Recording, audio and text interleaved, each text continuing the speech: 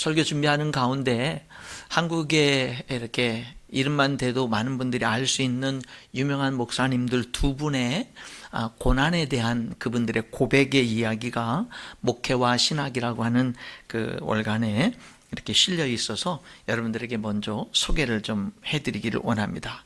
먼저는 이동원 목사님입니다. 이분은 정말 한국에 모르는 사람이 없을 정도로 유명한 목사님이고요. 지구촌 교회를 개척해서 큰 부흥을 이루고 지금은 은퇴해서 지구촌 목회자 리더십 센터의 대표로 계속해서 하나님의 일을 하시는 분입니다. 이분은 자기의 인생에 당한 고난을 이렇게 이야기를 하면서 둘째 아들의 장례식을 치른 그런 아픔을 이야기를 했습니다.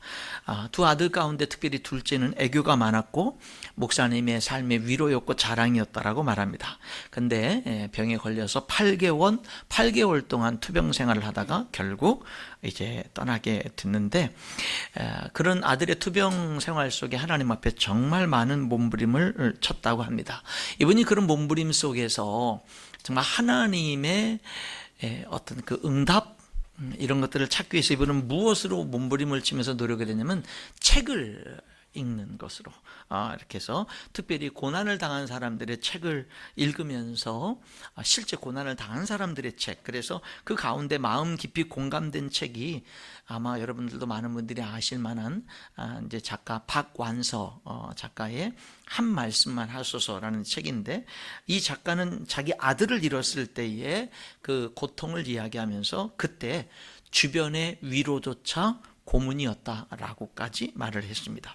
후에 이 작가는 지나치게 원망하고 회의하고 포악을 부린 신에게 나중에 시간이 지난 다음에 미안한 마음이 들었다고 고백합니다. 그런데 이렇게 말해요. 그러나 그렇게 포악한 질문이라도 퍼부을 수 있는 신이라도 안 계셨더라면 어땠을까라고 자문했다고 합니다. 이 목사님이 고통 가운데 읽은 또 다른 책은 선교지에서 남편이 순교를 당한 죽게 된 짐 엘리엇을 잃은 그 아내 엘리자베스의 고통은 헛되지 않아요라는 책을 읽습니다. 그 책에서 이 엘리자베스, 남편을 잃은 이 엘리자베스는 하나님, 지금 당신이 하는 일이 마음에 들지 않습니다. 이해할 수도 없습니다. 그러나 마침내 주님 받아드리겠습니다 라고 기도했다고 합니다. 이동원 목사님도 그 책을 읽으면서 자신도 그렇게 따라서 같이 기도했다고 합니다. 그러한 엘리자베스에게 하나님은 나를 믿으라, 나와 함께 걷자라고 말씀하셨다라고 합니다. 가족을 잃어버린 사람들에게 새로운 신학이 필요한 게 아니고 새로운 철학이 필요한 게 아니라 고통을 함께 나눌 수 있는 영적 가족, 영적 친구가 필요하다라는 말도 했습니다. 그리고 이 이동원 목사님에게는 무엇보다도 그 고통의 때에 내 영혼의 모태 같은 교회 공동체가 내게는 더할 수 없는 희망의 한 줄기 빛이었다라고 고백했습니다. 두 번째는 만낙교회 김병삼 목사님의 고난의 이야기입니다. 이분은 자기 장애가 있는 딸에 대한 고통의 이야기를 나누었습니다. 그 딸은 태어나면서부터 많이 아팠고 폐혈증으로 뇌가 점점 굳어가는 그런 병과 치열한 싸움을 싸워야만 했습니다. 아파하는 딸을 보면서 아빠가 할 수 있는 일은 기도밖에 없었다라고 말합니다. 창자가 끊어지는 고통으로 하나님께 부르짖었습니다. 이렇게 부르짖었습니다. 하나님, 왜 저에게 이런 일을 허락하셨나요? 우리 인생은 광야의 연속입니다. 광야를 지날 때 사람들은 답을 찾습니다.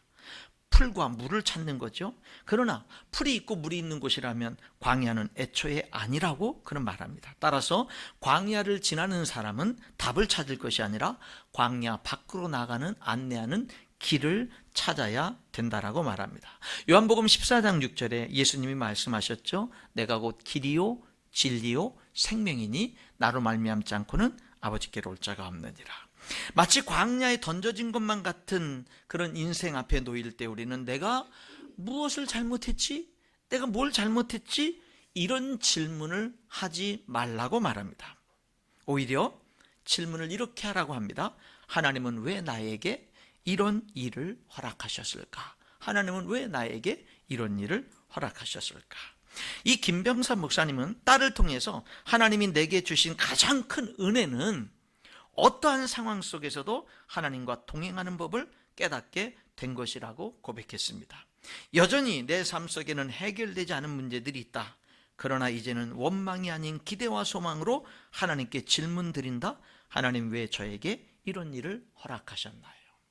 처음에 고난을 처음 당했을 때는 어쩌면 원망 섞인, 어쩌면 하나님을 이해할 수 없는 마음으로 하나님, 저에게 왜 이런 일을 허락했어요? 라고 질문했다면, 이제 그 고난들을 통과하고 난 다음에 지금은 여전히 삶 속에 해결되지 않은 많은 문제들을 만나면서 지금도 동일하게 하나님, 왜 저에게 이런 일을 허락하셨나라고 묻지만, 예전과 같이 지금도 그렇게 묻지만, 그러나 이제는 원망이 아닌 기대와 소망으로 그 질문을 드린다라고 말했습니다. 우리 가운데 누구도 고난을 좋아하는 사람은 없지요. 그리고 고난을 피할 수 있는 사람도 없습니다. 어떤 글을 보니까 이런 글이 있어요. 인생이 즐겁고 행복하기만 해야 된다는 생각을 내려놓을 때, 인생은 힘든 것이라는 것을 인정하기만 해도 인생은 쉬워진다라는 글이 있습니다. 여러분, 저와 여러분의 현실은, 하루하루 살아가는 우리들의 현실은 기쁨과 고난이 섞여 있습니다. 분리할 수가 없습니다. 고난을 좋아하는 사람은 없지만 고난이 나쁜 것만도 아닙니다. 고난이 주는 유익이 분명히 있습니다. 많습니다. 살아계신 하나님을 믿는 사람들에게 고난은 성숙의 기회가 됩니다. 또한 고난은 이 땅에 대한 애착을 내려놓고 우리로 하여금 영원한 본향인 하늘을 바라보게, 그렇게 우리들의 눈을 돌리게끔 만드는 축복도 있습니다. 고난은 천국을 향해서 가는 그리스도인들에게 주는 훈련 과정이 되기도 합니다. 여러분, 그리스도인으로 사는 저와 여러분은 고난을 단지 피해야 될 대상으로만 여기는 것이 아니라, 여러분, 우리들은 고난을 통해서 하나님이 우리에게 찾아오신다는 사실을 알아야 됩니다. 우리는 고난을 통해서 살아계신 하나님을 만나게 된다는 사실도 알아야 됩니다. 우리의 고난에 함께 고난당하시며 함께 아파하시는 하나님을 만나는 겁니다. 여러분, 우리는 하나님을 다 알 수 없습니다. 여러분, 만약에 저와 여러분이 하나님에 대해서 다 안다면 그분은 더 이상 하나님이 아닐 것입니다. 우리는 하나님에 대해서 다 알지 못합니다. 고난에 대해서도 다 알지 못합니다. 고난의 원인이 뭔지, 고난의 의미가 뭔지, 어떤 것은 알지만 어떤 것들은 모르는 가운데 가려져 있습니다. 그것이 사실입니다. 우리가 하나님에 대해서, 하나님의 섭리에 대해서 다 알 수 없는 것처럼 고난에 대해서 모든 것을 다 이해하지 못합니다. 그러나 그럼에도 불구하고 고난에 대해서 더 깊은 이해는 우리가 해야 되죠. 목회와 신학이라는 책에 보니까 백석대학교 김진규 교수님은 고난의 이유를, 고난의 원인을, 고난을 5가지로 설명했어요. 이 5가지만 생각해봐도 우리는 고난에 대해서 더 깊은 이해를 할 수가 있습니다. 왜냐하면 우리들은 고난 그러면 한 가지 이유만 생각하고 그냥 그것을 고집부리고 사람들을 그 한 가지 잣대만 대고 판단하고 심판하고 정죄할 수가 있기 때문에 그렇습니다.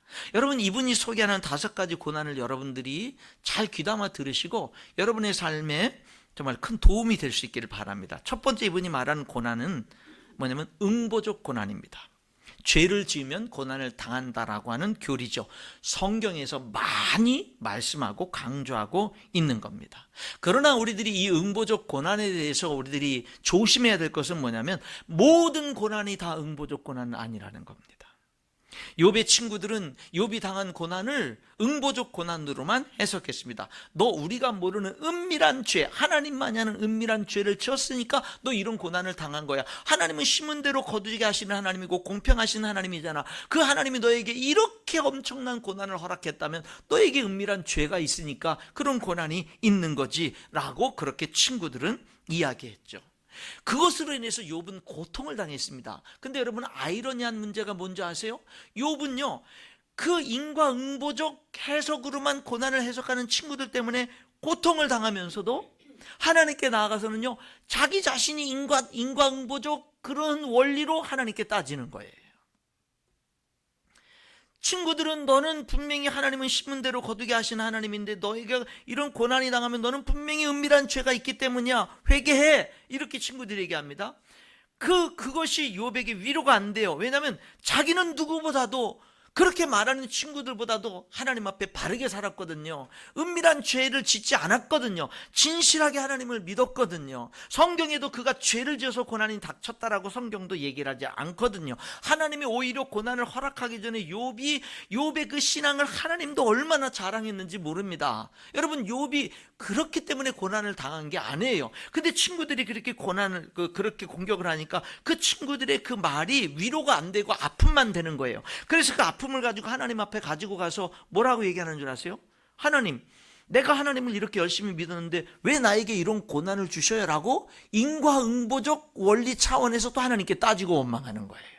그것 때문에 자기 자신이 고통하면서 하나님께 나가서 또 그 원리로 하나님께 내가 이렇게 잘 믿었는데 왜 복을 주시지 못할 망정 왜 이런 고난을 주셔라고 인과응보적 원리로 또 하나님께 불평하는 욥의 모습을 우리들이 보는 거죠. 그만큼 저와 여러분은 인과응보적 그런 고난의 원리 속에 우리들이 빠져 있을 수 있다라고 하는 거죠. 여러분, 물론 수많은 고난은 인과응보적 원인 때문에 고난이 오는 게 사실입니다. 성경도 수없이 그렇게 말씀하고 있습니다. 그러나 그것이 다는 아니라는 거예요. 우리 인생은 그거보다 훨씬 더 큰 거예요.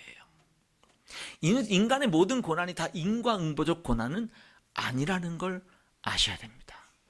이분이 말하는 두 번째, 성경에서 말하는 두 번째 고난은 뭐냐면 훈계적, 교육적 고난이 있다라는 거예요. 부모가 사랑하는 자녀를 징계하는 것과 같은 고난, 하나님이 당신의 백성을 사랑하기 때문에 징계한다라고 하는 그 고난을 통과한 후에 더 큰 축복을 주시기 위해서 고난을 허락하신다라고 하는 고난, 이런 고난이 훈계적 고난, 교육적 고난인데, 이런 고난은 시편 119편 67절과 71절이 대표적인 예인데, 고난 당하기 전에는 내가 그릇 행하였더니 이제는 주의 말씀을 지키나이다 라는 거, 고난 당한 것이 내게 유익이라 이로 말미암아 내가 주의 율례들을 배우게 되었나이다. 이런 고난이 교육적 고난, 훈계적 고난이죠.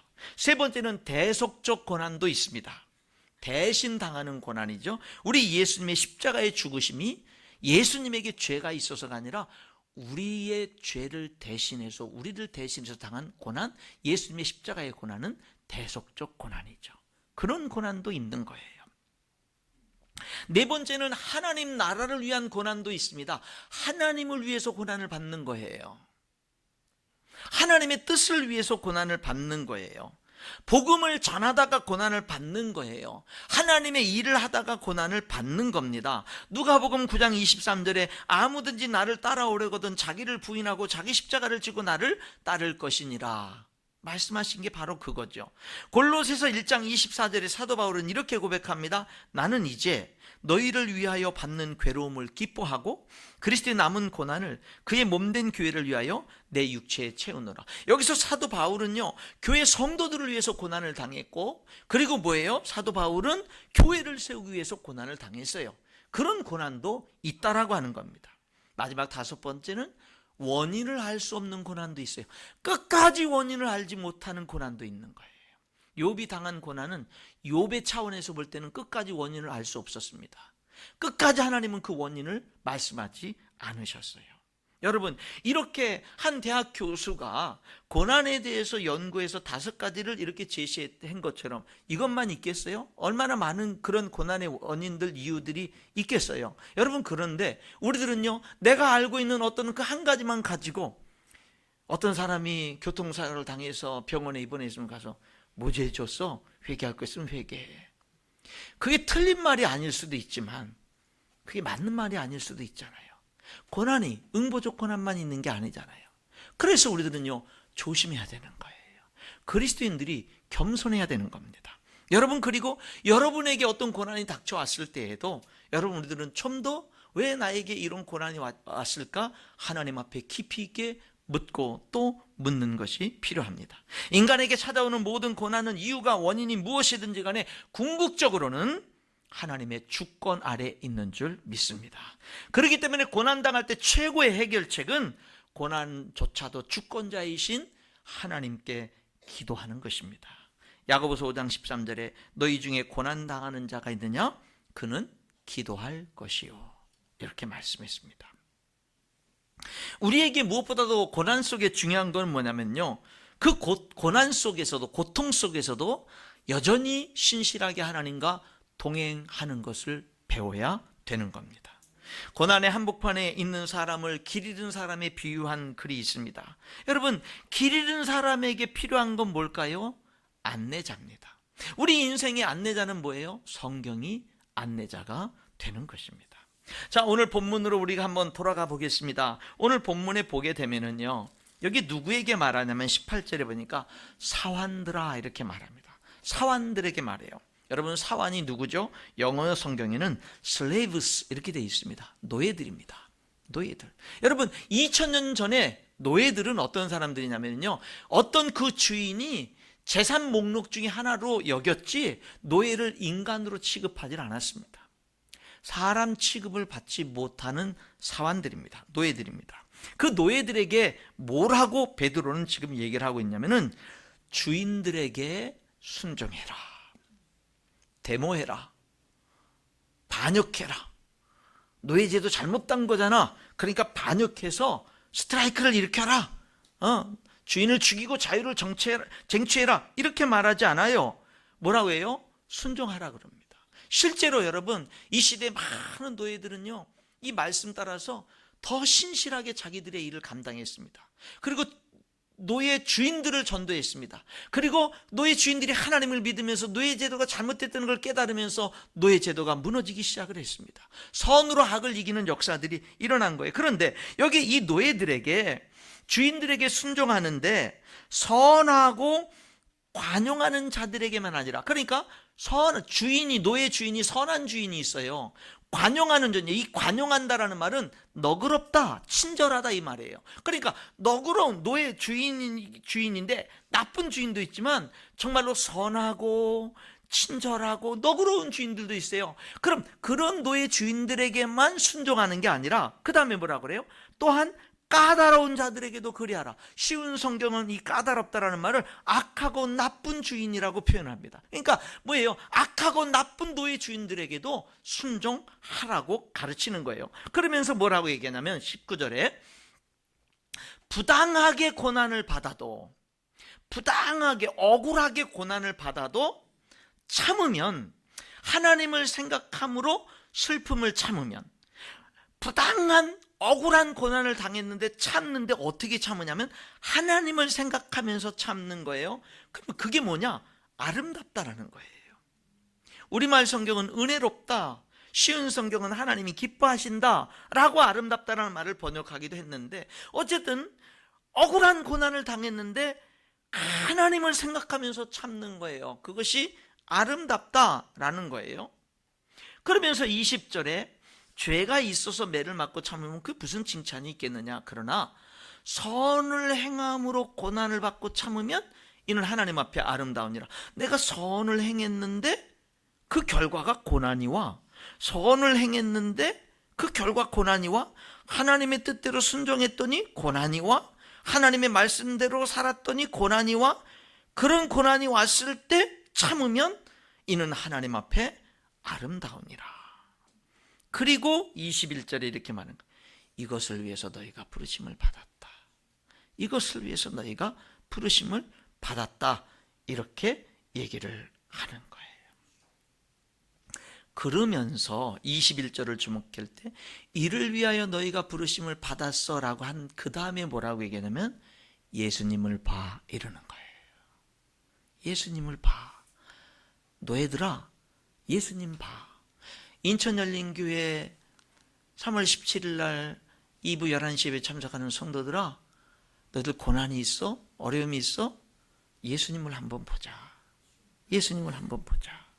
그렇게 얘기하는 거예요. 자, 우리 한번 예수님을 볼까요?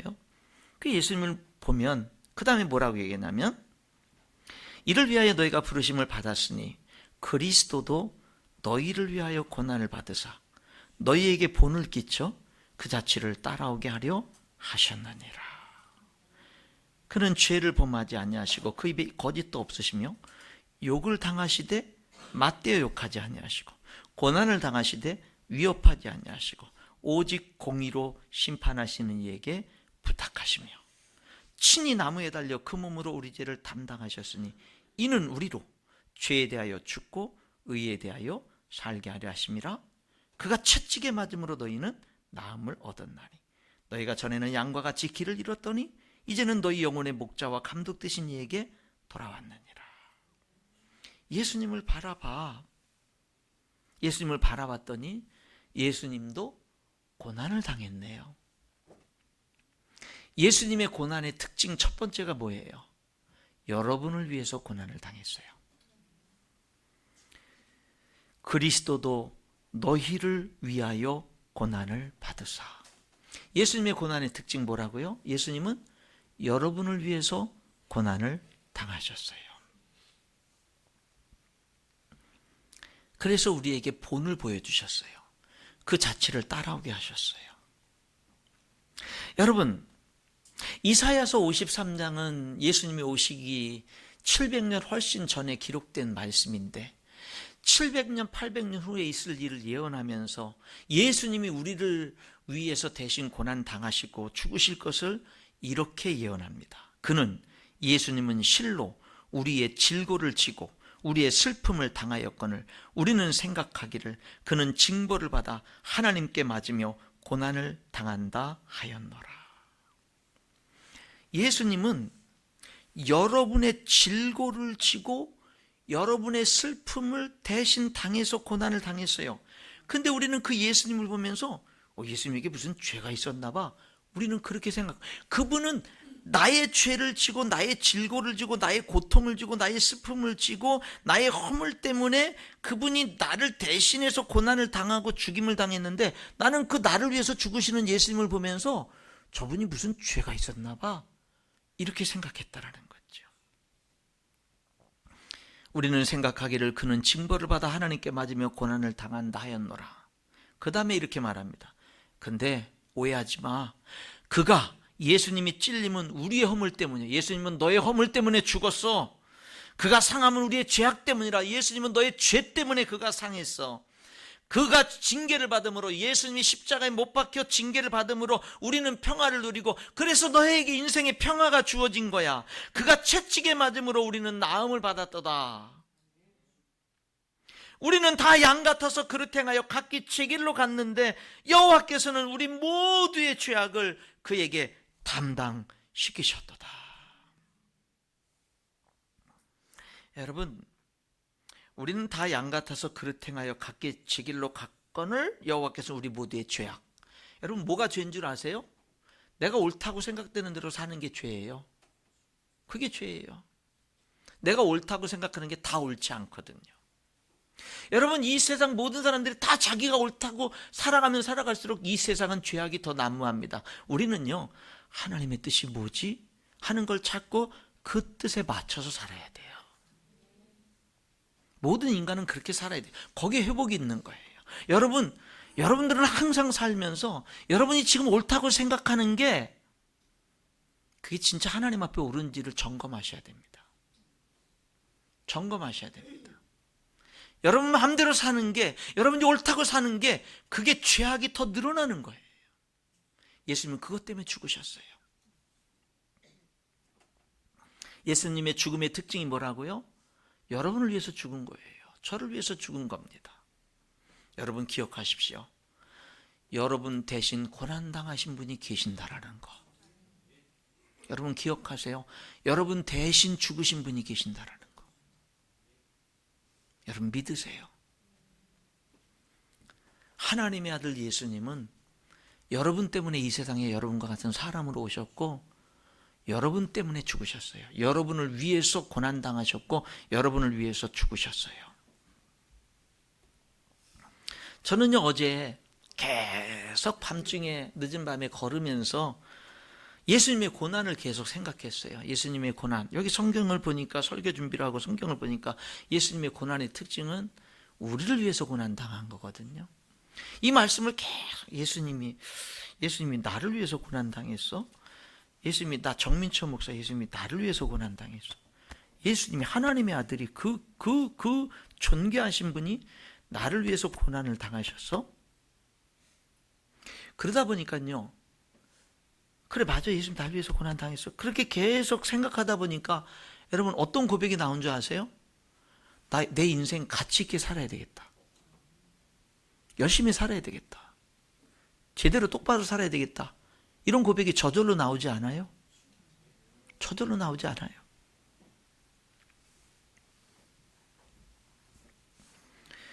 나를 위해서 죽으신 분이 계신데, 그분이 예수님인데, 그분이 하나님의 독생자인데, 그분이 날 위해서 고난을 당하셨다면, 그럼 나 인생 제대로 가치 있게 살아야지.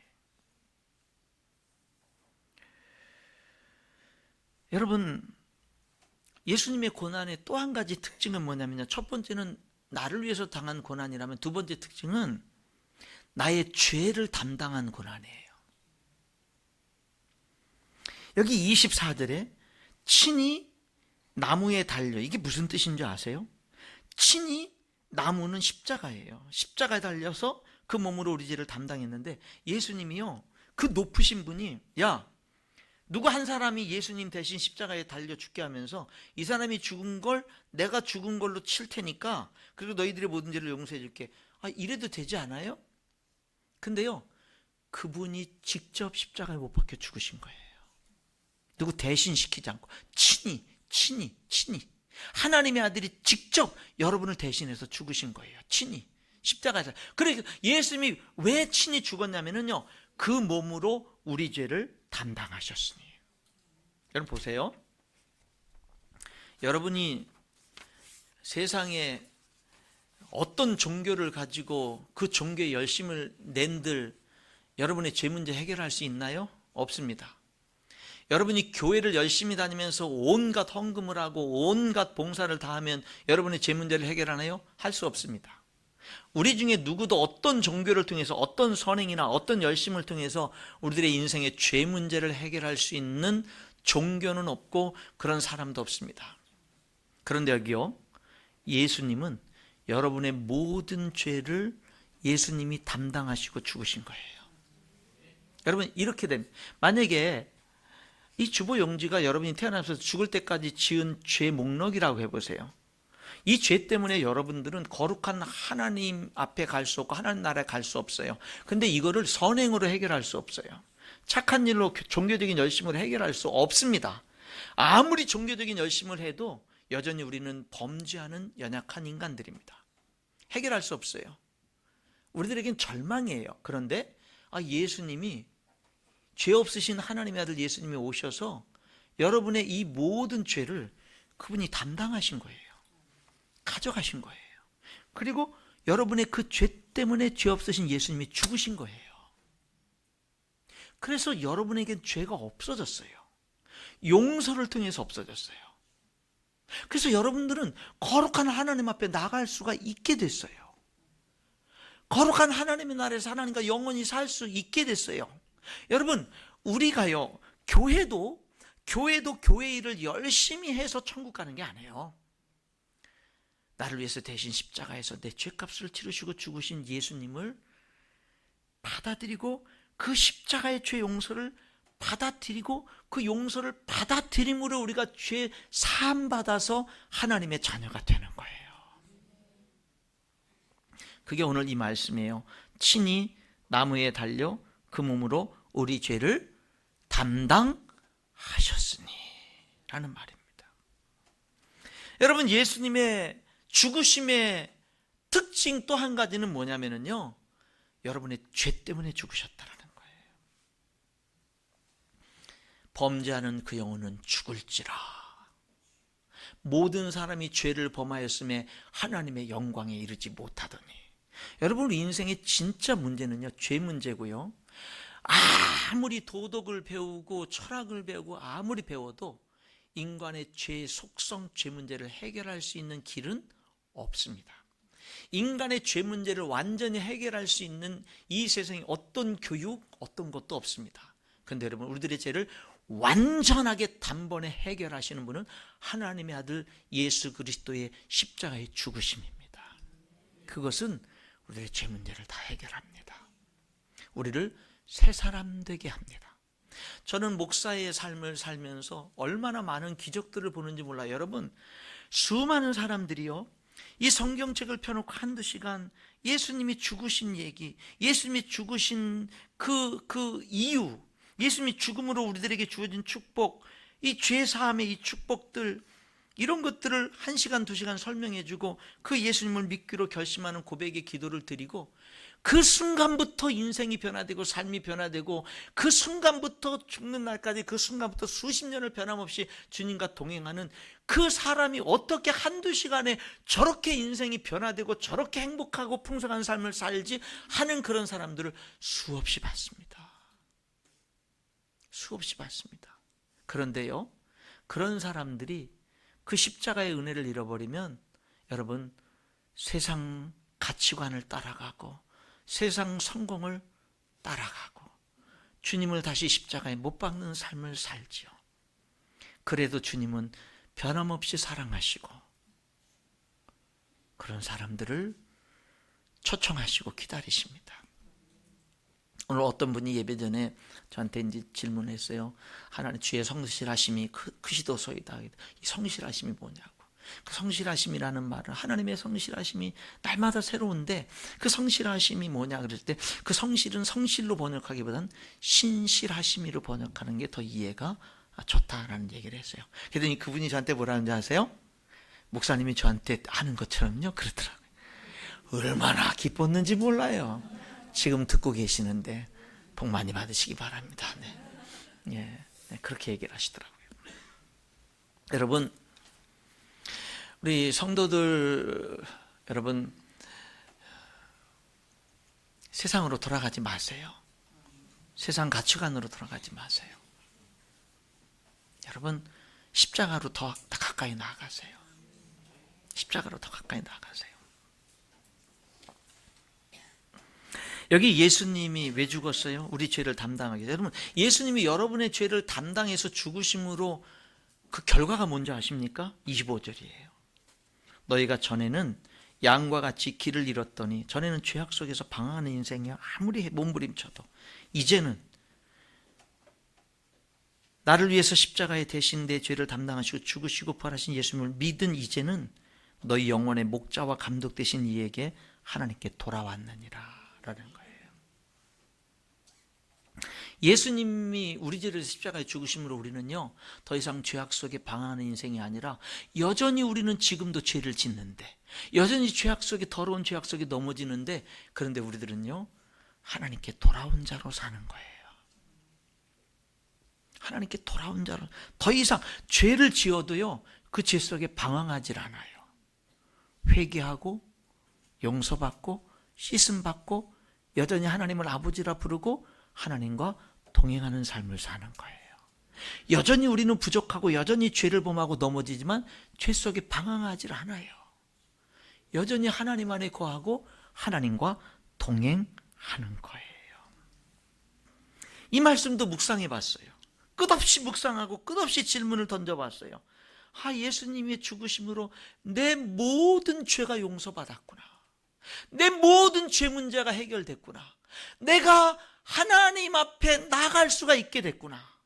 내가 하나님과 동행하는 삶을 살 수 있게 됐구나. 이 말씀을 묵상하다 보니까 어떤 소원이 생기는 줄 알아요? 내가 하나님 앞에 더 가까이 나가야 되겠다.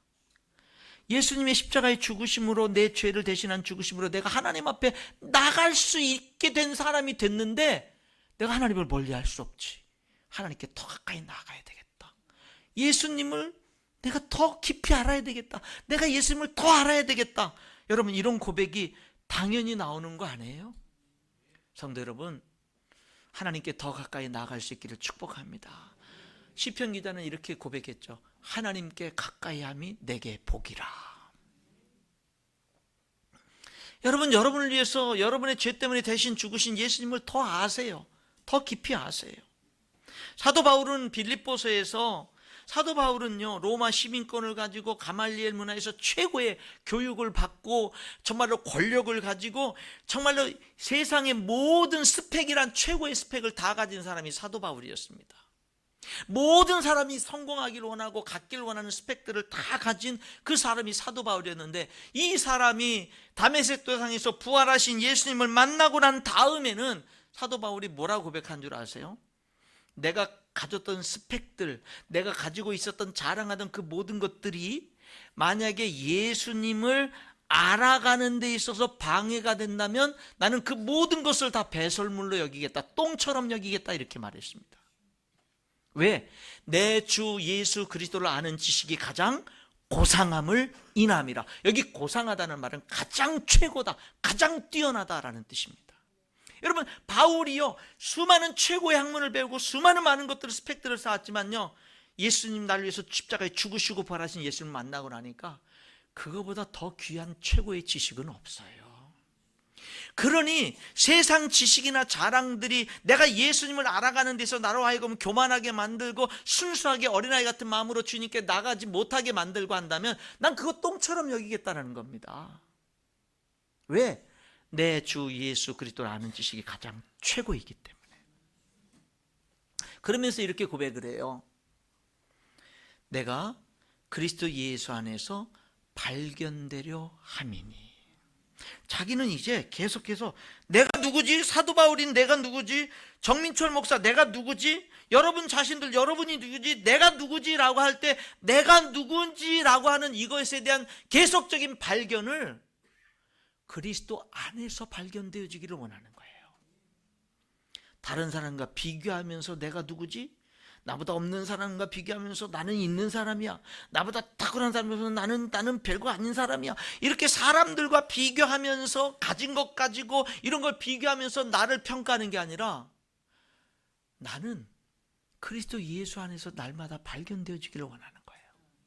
그랬더니 도대체 내가 누구길래 하나님이 나를 사랑해서 독생자를 대신 죽이지? 내가 누구길래 예수님이 나를 대신해서 내 죄값을 주고 왜 예수님이 나를 위해서 왜 죽지? 자꾸 내가 예수님 안에서 자꾸 발견되어지는 거예요. 왜 하나님이 나 같은 사람을 이렇게 귀하게 여기지? 왜 나 같은 사람을 위해서 그 독생자 고귀하신 그분을 대신 죽게 하지? 내가 누구지? 내가 도대체 누구길래 하나님이 나를 이렇게 대하지? 내가 자꾸 그리스도 안에서 내가 발견되어지는 거예요. 하나님이 날 이렇게 사랑해? 하나님이 나 같은 사람을 통해서 이렇게 영광받기를 원하셔? 하나님이 나를 자녀로 삼으셨어? 하나님이 하나님의 유산을 나에게 물려주셔? 도대체 내가 누군지가 자꾸 어떻게 발견되어지는 거예요? 예수님 안에서. 예수님 안에서. 여러분, 여기 사도 바울, 여기 이 베드로 전서에서 나오는 이 예수님의 고난은 여러분을 위한 고난이었고 여러분의 죄 문제를 해결하는 죽으심이었는 줄 믿습니다. 결론적으로 보면은요, 여기 21절로 다시 돌아가 보면 이를 위하여 너희가 부르심을 받았다. 그리스도도 너희를 위하여 고난을 받으사 너희에게 본을 끼쳐서 그 다음에 그 자취를 따라오게 하려 하셨느니라. 그 자취를 본을 보여서 따라오게 하셨다. 여러분, 저와 여러분은 우리를 위해서 고난 당하시고 우리를 위해서 죽음의 고난도 기꺼이 담당하신, 그래서 우리로 하여금 하나님 앞에 나아갈 수 있게 하신 그 예수님의 발자취를 따라오게 하는 게 우리를 위해서 고난 당하시고 죽으신 예수님이 우리들에게 원하는 것인 줄 믿습니다. 그 발자취를 따라오게 하는 거예요. 그럼 그 발자취는 어떤 발자취일까요? 이 본문 속에서만 우리들이 찾아볼 때는요, 바로 이거죠. 22절부터 그는 죄를 범하지 아니하셨고 입에 거짓도 없으셨고 그랬는데 욕을 당했어요. 근데 맞대서 욕하지 않았어요. 고난을 당했어요. 죄도 없고 입에 거짓도 없는데 고난을 당했어요. 근데 고난을 가하는 사람들을 위협하지 않았어요. 협박하지 않았어요. 오직 억울한 고난을 당했는데 오직 공의로 심판하시는 이 하나님에게 부탁하셨어요. 이 자취를 따라오라는 거예요. 이것을 위해서 부름받았다는 거예요. 사랑하는 성도 여러분, 여러분도 살다 보면 이해할 수 없는 고난을 만납니다. 억울하다고 느끼는 고난을 만납니다. 사랑하는 성도 여러분, 그럼에도 불구하고 하나님은 여전히 공의로우십니다. 그 하나님께 맡기라는 거예요. 여러분이 보복하려고 해서 여러분도 같이 악해지지 말고 하나님께 맡기라는 거예요. 맡기라는 거예요. 이 말씀을 딱 생각하면 딱 떠오르는 사람이 다윗이죠. 사울 왕에게 그렇게 고난을 당했는데 죽일 수 있는 두 번의 길을 죽이지 않고 하나님께 맡기고 계속 고난의 길을 선택했던 다윗. 그래서 결과가 어떻게 되죠? 하루 한날 사울 왕과 그 모든 자녀들은 한날의 전쟁터에서 죽고 하나님이 다윗을 왕으로 세우시지 않습니까? 그리고 다윗의 인생의 삶에 여러분 반역자들이 없었어요.